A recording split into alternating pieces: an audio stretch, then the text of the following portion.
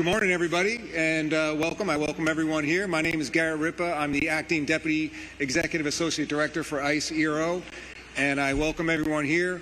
More importantly, I want to recognize all of our state, local, and federal partners for this historic event, Operation Tidal Wave, which has been a tremendous success for Florida, and special for our principals that are here today, our ICE Deputy Director, Madison Sheahan, our Florida Governor, Ron DeSantis, Larry Keefe, who is the Executive Director for the Board of Immigration Enforcement, and finally, Jeff Denisi, who is the Chief Patrol Agent in charge for the Miami sector. Great opportunity to ask questions and to meet all these individuals. Again, it's been an historic event, and it's a commitment that we're all together. We're working together to make sure we get this done correctly and how we've always been doing it. Again, the ICE mission statement continues to be to protect the homeland against those individuals who undermine the integrity of our immigration laws. This operation encapsulates that, and I'm very proud to be here. And I will now introduce our ICE Deputy Director, Madison Sheahan.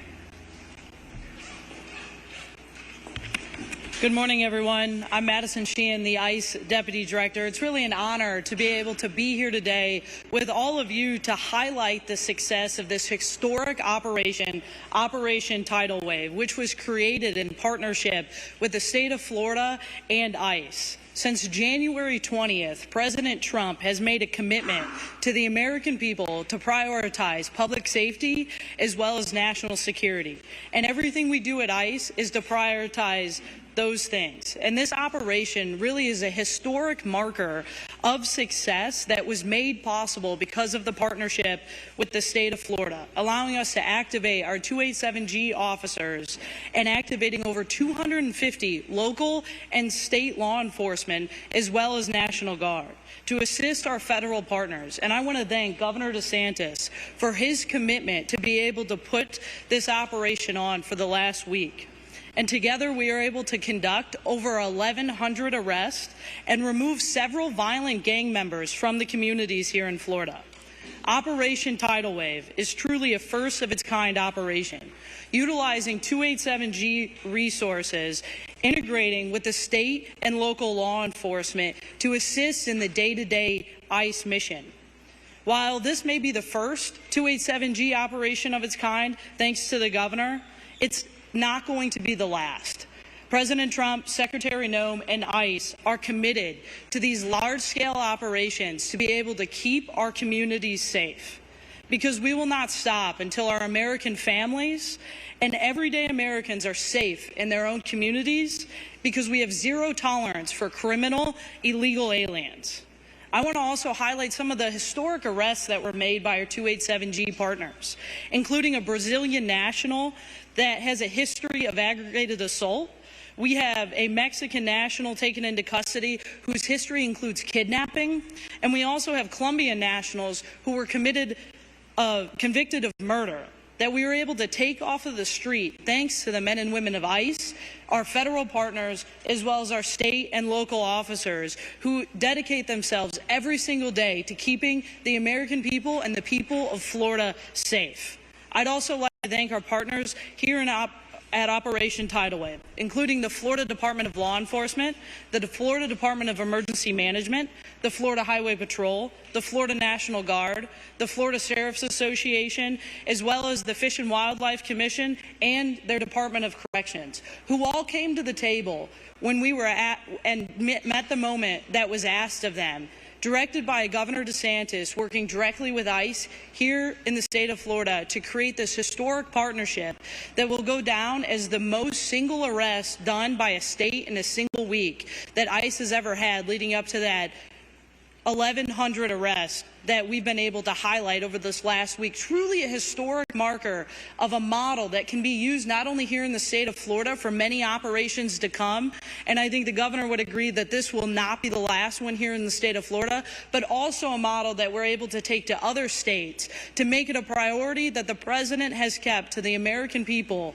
to make sure our communities are safe and continue to be safe. I'd also like to thank our federal partners, including CBP, the U.S. Coast Guard, ATF, DEA, the FBI, and the U.S. Marshals. This is truly an all-government approach set the tone by President Trump and Secretary Noem, and ICE is able to take the lead with these partners to be able to make this historic event and historic operation, Operation Tidal Wave, happen.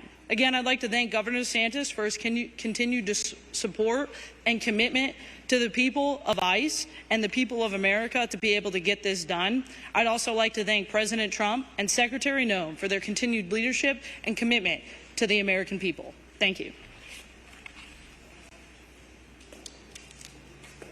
All right, and moving on, our great governor of Florida, Mr. Ron DeSantis. Well, thank you. 4 years ago, we had seen something that we had never seen in American history. We had a president, Joe Biden, that opened the border and basically declared that people could come illegally.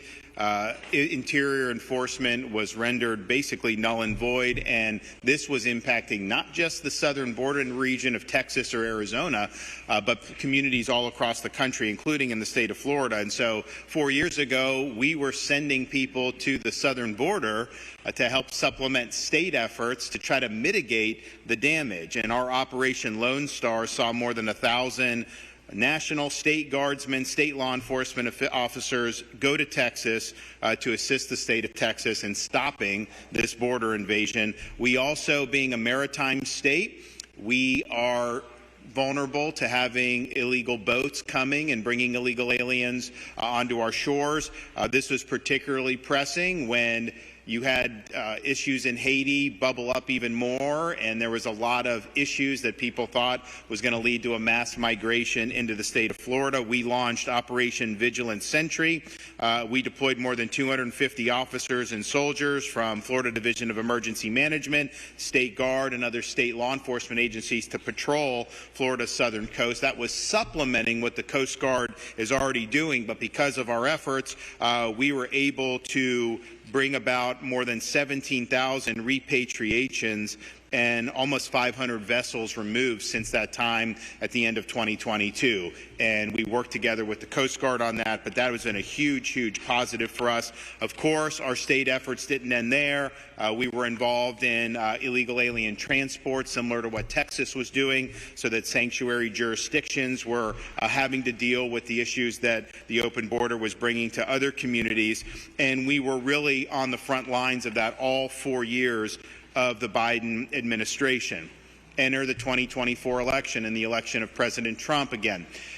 Border security and immigration enforcement was perhaps the signature issue of the president's first campaign in 2016 and this one where he got reelected. So we saw an opportunity to have a much different relationship with the federal government as it relates to immigration enforcement. So immediately I instructed our state agencies to engage in what are called 287G agreements with Immigration and Customs Enforcement, which basically leads to our state agencies being able to exercise authority in the immigration sphere to supplement and cooperate with the federal government. And we know that ICE had a rough run under Biden for 4 years. A lot of the things, this 287G program was effectively dormant. Certainly the task force model was dormant. So we did that. So you had Highway Patrol, Florida Department of Law Enforcement, Fish and Wildlife, all those agencies signing agreements. And I think you now have, I read a blurb that you have like 500 agencies, law enforcement agencies across the country that now have these agreements with ICE, and about half of those are in Florida, state and local, which we're really, really proud of. We're also, though, not just stopping with law enforcement. We've also done 287G agreements with regulatory agencies in Florida. Our Department of Business and Professional Regulation, Division of Alcoholic Beverage and Tobacco, the Florida Gaming Control Commission, and the Florida Lottery all operate in what we would consider target-rich environments. During their routine inspection and investigative duties, special agents are oftentimes in contact with people who may be in our country illegally. So we think deputizing those officers in regulatory spaces is going to be another source to lead to these immigration enforcement efforts. Now, when President Trump was preparing to take office, I called a special session of the Florida legislature because I knew that we needed policy in Florida that would require all state and local agencies, law enforcement, to participate in these efforts. We're not a sanctuary state. We ban sanctuary cities, but that just means you can sit on your hands. Yeah, you can't sabotage the efforts, but you were under no obligation to be on the team. We had to battle some of the folks in the House of Representatives in Florida, but we were able to get that done. And so now all 67 counties have 287G agreements with their sheriff's departments, and we're adding more and more police departments each and every day. So Florida's really led the effort there. Some of these agencies would have wanted to be a part of the fight. Others would have rather not have been part of the fight. But because of our legislation, they are all, in fact, a part of the fight. And this is something that's been really, really good. And there's been a lot of great enforcement efforts leading up to Operation Tidal Wave, but this has been the first of its kind throughout the United States. This is the largest immigration enforcement operation that we've seen in quite some time throughout the entire country. Florida state agencies assisted federal authorities to arrest over 1,100 illegal aliens across the state. That is a really significant impact. And we're demonstrating why we're going to continue to lead on this issue. And you see some of the people that were arrested there. These are people that should have never been in our country. Some of these people had been previously deported. Some of these people had been alerted in the Biden administration, but this is something they didn't want to have to do with it. So our folks have worked hand in hand with DHS to really, really make a difference for the people of Florida and for the people of the United States of America. Because I think when you're dealing with people, millions and millions of people here illegally, you see some of these folks who have huge, huge problems in their background with their conduct and really put our communities at risk. It's important that the law is enforced. It's important that those people are taken care of. But what it also does is sends the message going forward. The United States of America is serious about enforcing its immigration laws. So whereas under the previous president, you could pay coyotes and come to the border knowing that you'd be home free once you got there, there's a new sheriff in town. That is not going to be permitted. And I think that's one of the reasons why you've had the largest drop in border crossings in American history during President Trump's first 100 days. And so this has been night and day in terms of our state efforts working with the Trump administration. I think it's going very, very well. That was not necessarily the case under the previous administration. What I'd also say is this. We have the best emergency response team in the country. Our state agencies are very versatile. We have both a National Guard and a State Guard who are used to responding to different types of contingencies. We're ready, willing, and able to take it to the next level. We have submitted plans to DHS to say, if this is approved, we will go off to the races, and we will be able to do really from soup to nuts, from apprehension to detention, even putting some of our people in the National Guard in line to serve as immigration judges to process this. We can do it. And I'd also say you hear a lot about due process. We have tens of thousands of illegal aliens in Florida at a minimum that have already been issued final orders of removal, and there's hundreds of thousands of them throughout the United States of America. So they've had a lot of process. They've been ordered to be removed. They have not complied with those removal orders, and that's a very, very high priority for our state efforts to continue to identify those individuals and make sure that they're returned to their country of origin. So I want to thank the federal agencies that have really led the way. It's been a welcome change here in the state of Florida, and also thank all of our state and local partners who worked really, really hard for this operation, but have been doing this now for many months, and we're proud to have been the first state out of the gate, but we view this as just the beginning. We think that the best is still yet to come, so thanks for everyone that's been involved.